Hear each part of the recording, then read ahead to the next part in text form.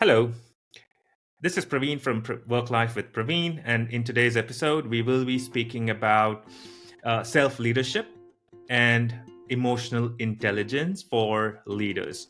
Now, just to remind you, this is chapter two, where we are covering, in this series, we are covering pretty much everything that is required for you to be a successful leader. And in today's episode, which is chapter two, we will be speaking about self leadership and emotional intelligence, or EQ, in other words. Now, there are three segments to it. All these three segments are very important.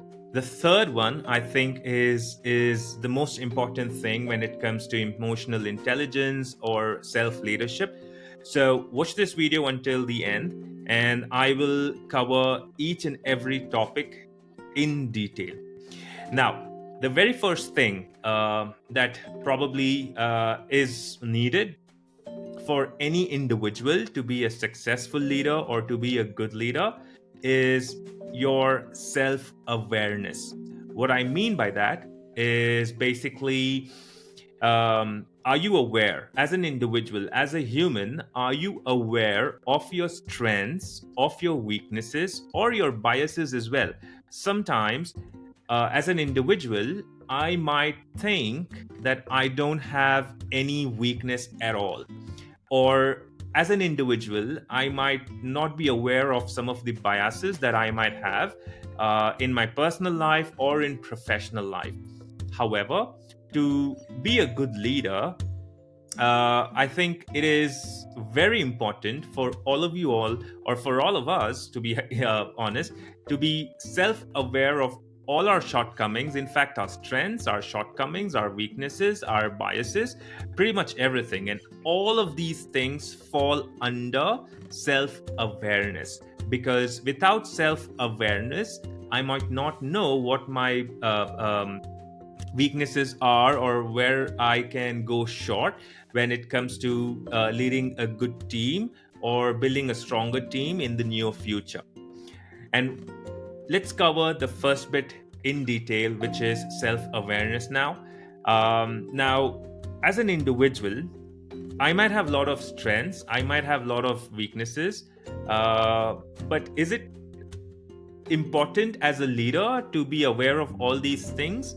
Yes, absolutely. The reason for me to say that is because, let me give you an example. Let's say, as a leader, now I might be aware of my strengths. However, some of the weaknesses I might also have is where probably I would expect all the individuals in the team to work or to be at peak performance as much as I am. But being a leader, I also have to understand that there are probably 5 individuals, 12 individuals, or 15 individuals, or probably 100 individuals reporting to me, or basically in my span of care. All of those individuals are not necessarily going to be on their A game every single day. As an individual, as a leader, I might have my personal issues, personal challenges. Let's say out of 365 days, probably I might have some of the challenges personally, professionally, or whatever, probably 100 days in a year. Now, for that 100 days, what I would expect my leader to be is to be there to support me no matter what the situation is. Yes, I cannot expect my leader to support me even if I'm failing 365 days a year. However, I would at least expect him to support me and be there for me, to have my backup whenever to have my back whenever I have any kind of shortcomings in my professional lives or in my personal life. So, for a leader, it becomes very important to know that my weakness is where I would expect all the individuals to be on their A game every single time. Now, if I'm aware of this fact, I would be considerate towards some of the individuals who are going through some of the challenging phases in their personal lives as well. without knowing that, okay, this is my shortcoming or this is my weakness. I might think that it is normal for me as a leader to expect an A game from every individual every single time. And that simply is not going to happen. But if I'm aware of that weakness and I work towards it, I will slowly start being considerate towards those individuals who are not able to bring in their A game every single day. In fact, I will take one step ahead and I would actually start speaking to them. I will start being empathetic with them and try to understand their challenge. And if possible, I will also try to help them out in whatever way possible. So, as a leader, it becomes very important of not only being aware of my strengths. It also is very important for me to be aware of my weaknesses and some of the biases I might have. For example, if I'm aware that I am biased towards this set of individuals, uh, that is completely based on self-awareness. So let's say if I go back and I've experienced or I've observed that, okay, in my last 3 years of career, I feel that I'm a little bit biased, positive or negative, towards a set of people. Now, only if I'm aware that I am biased, positive or negative, I will be able to correct that particular shortcoming of mine, and I will be closer to my decisions, or I'll be making some of the decisions keeping bias out of the equation.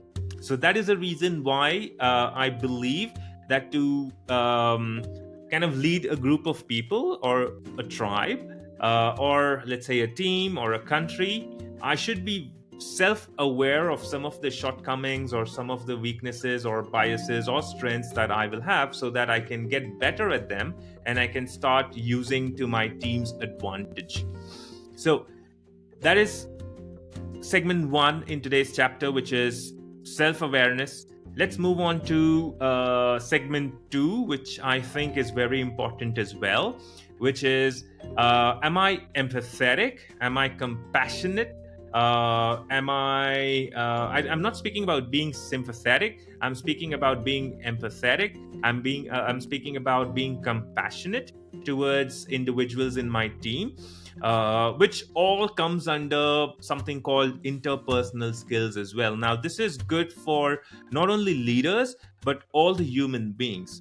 What I mean by that is, let's say if, as a friend, let's say someone just reached out to me and he's just did not have a good day at work, he will expect me to just listen to him. Now, I don't have to be sympathetic, but I have to be empathetic, where I actually tell him that I understand what he's saying, or I understand what he's going through. And let's say if I have gone through something similar in the past, probably I will listen to him. And then I will probably tell him that, okay, you know what, when I was in this situation, these are some of the things that I did. Now, to improve this, it takes a lot of years of experience, and you have to be observant of your own behavior with not only your team members as a leader, but also as a human being. You have to go back in time, try to understand where you could have gotten better when it comes to speaking to your spouse, your friend, your girlfriend, your boyfriend, your family members, your parents, or whatever. You have to just go back, replay that particular situation where you think probably you could have done better. But let's say if you would like to get started, if you feel that, okay, you know what, as a communicator, or probably at a interpersonal skill set level, there is a lot of room for improvement. um, I would highly recommend you a book called Super Communicators by Charles Duhigg. Fantastic book. I read it about 5 or 6 months ago. Has changed my life completely. The way I started speaking to the individuals. Now, I'm not going to go in depth about that book. However, I'll just give you one small little example of how or what that book basically said, and just probably in this a minute's story, probably you'll be able to understand what that book is all about and how you can use it, or you can leverage it to get better at communicating your thoughts. So let's say if there is an individual who comes to you in your team and he says that, you know what, this is something that I'm struggling with in my personal life as well. Now, oftentimes we jump on and try to find solution as leaders. We try to kind of, again, all this is with good intention, but sometimes we fail to realize that some individuals don't need solution. They know how to figure out a solution. However, at that moment, they just want someone to listen to them, and just for them to just vent out, so that the more they vent out, the clearer they can become in their heads, and then probably they will be able to find the solution all by themselves. So this is a small bit that I would say that I could relate to a lot, because what I was trying to do in the past is, no matter who was coming to me with whatever situation or whatever challenges that they were going through in personal or professional life, I was going ahead and trying to come up with the solutions and probably help them out. And again, it was all with good intention. It's just that at that moment, probably they did not need any solution. They just wanted someone to listen to. But as a leader, like I said, I mean, all these things are very important as human being, but as a leader, it becomes very important for any individual to be good at using the emotional quotient or emotional intelligence. There are a lot of ways where you can get better at it. You can listen to a lot of podcasts on this. You can listen to YouTube videos on emotional intelligence, or probably, like I said, try to read super communicators as soon as you can, or probably I mean, if there are and if you want to get a lot better at it, just leave a comment in the comment section. I can recommend you a couple of TED talks, and I can recommend you a couple of books which I definitely think will make you better when it comes to emotional intelligence. And the last bit, which I had told you at the beginning of the video, is of most importance, is being mindful. What I mean by that is, as a leader, it becomes very important, or it is very important for you to be mindful of whatever you speak, whatever you do.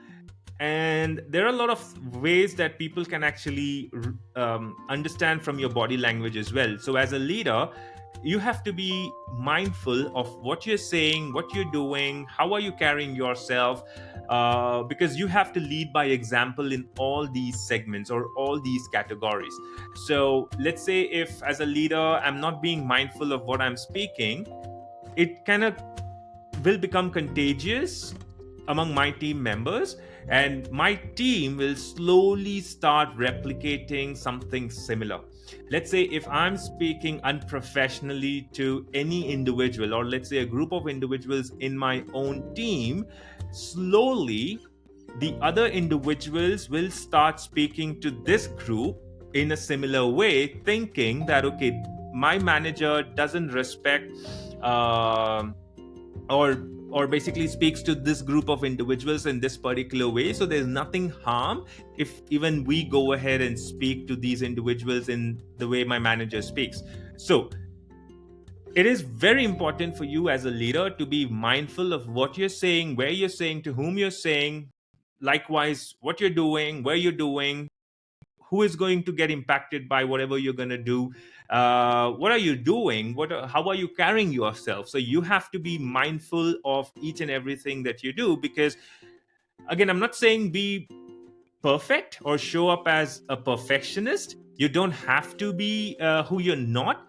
But at the same time, if you go back to the first segment or the first topic which I was speaking, be aware or make yourself aware of some of the shortcomings that you will have, definitely, and try to get better at it. And if, let's say, being mindful is not one of those things, learn about it, upskill yourself, and try to become a better mind I mean be a better leader by being mindful at all times, or at least most of the times. And over time you will get better at it, where it kind of becomes a second nature to you.